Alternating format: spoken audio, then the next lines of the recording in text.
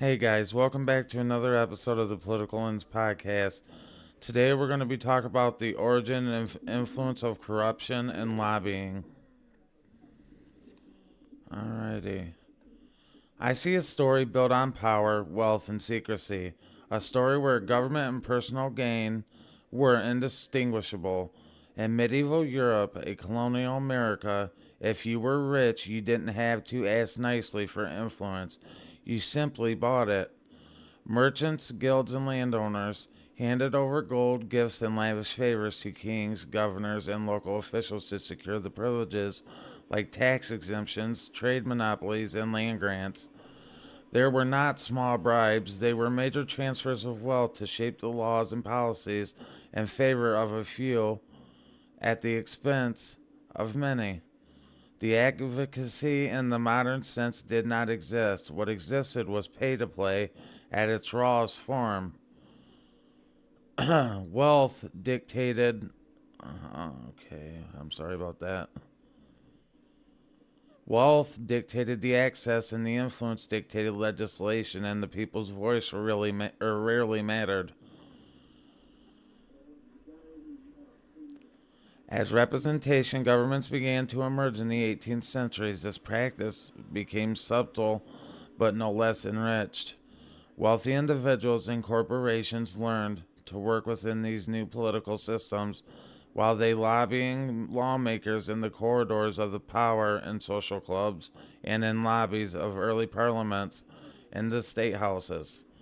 They offered gifts, favors, and even positions for family members in exchange for favorable policies. Some of these deals weren't hidden in plain sight, written in legal documents or disguised as campaign support. It was during this era that the very concept of lobbying, waiting for access, whispering influence, negotiating behind closed doors, was born. And yet, at its core, it was not about the public service or policy debates.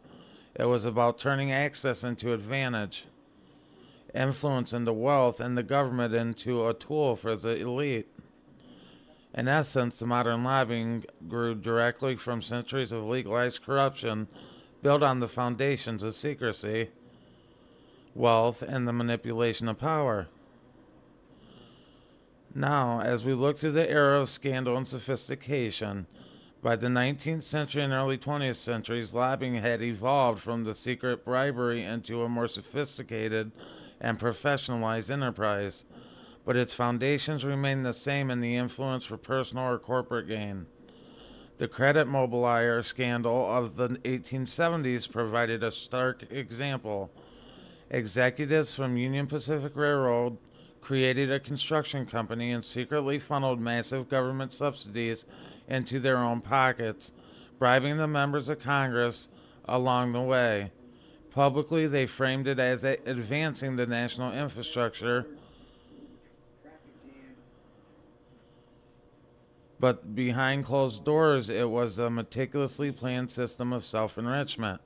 Similarly, the Teapot Dome scandal in the 1920s revealed the top government officials were leasing public oil reserves to the private companies in exchange for cash bribes, gifts, and political favors. These scandals shocked the public, but they also revealed a crucial truth: lobbying, which had become a mechanism for connecting private wealth directly into policy, and the legality of visibility in the process, which was irrelevant to its ethical corruption. Even as governments began introducing early regulations and lobbying continued to thrive, often in ways designed to avoid the scrutiny. By the mid 20th century, the lobbying firms were employing teams of legal experts as well as PR professionals and policy strategists. They no longer needed to hand envelopes of cash in secrecy. They could use campaign contributions and research reports or public advocacy campaigns to influence legislation, all while maintaining an appearance of legitimacy. Lobbyists learned to draft legislation and shape regulatory rules and manage public opinion, effectively turning influence into a full time industry. What we see here is not reform, but evolution. Corruption became sensitized and institutionalized, transforming from raw bribery into a professional set of techniques that will serve the same goal, bending the government to private interests. The techniques changed, the presentation changed, but the core objective, wealth and access, shaping policy at the expense of broader society. Okay, now as we look at the legal influence of continued fraud, which is what lobbying officially is, in my own personal opinion. When I look at modern lobbying today, I see it as a direct descendant of all the historical corruption that preceded it. It dressed in suit, framed as legitimate advocacy, and regulated it on paper, but still fundamentally about power and influence. Corporations, unions, and interest groups hire lobbyists not just to meet lawmakers, but to draft legislation. The purpose of regulations and to craft legal languages that serves their clients. Campaign contributions, political action committees, and revolving doors between government and industry all function as tools to convert access into advantage. Publicly, it is framed as democratic participation or for their interest and representation. Informed debate, policy consultation.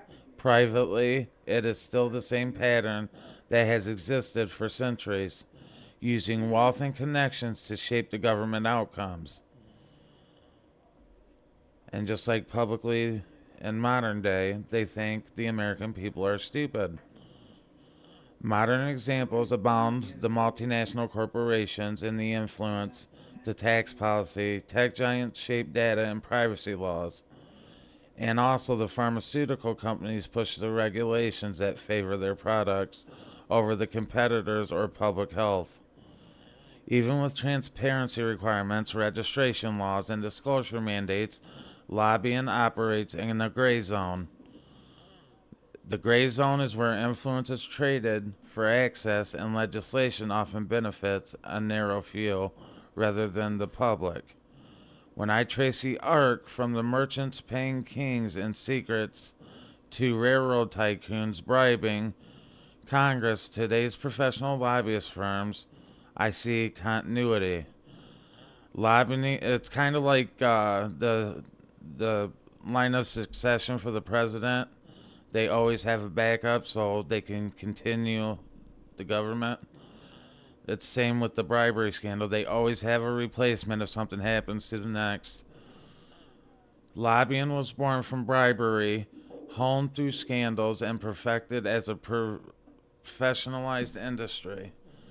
The difference today, however, is the subtly scale and the legal veneer, but the essence is influence leverage for private gain.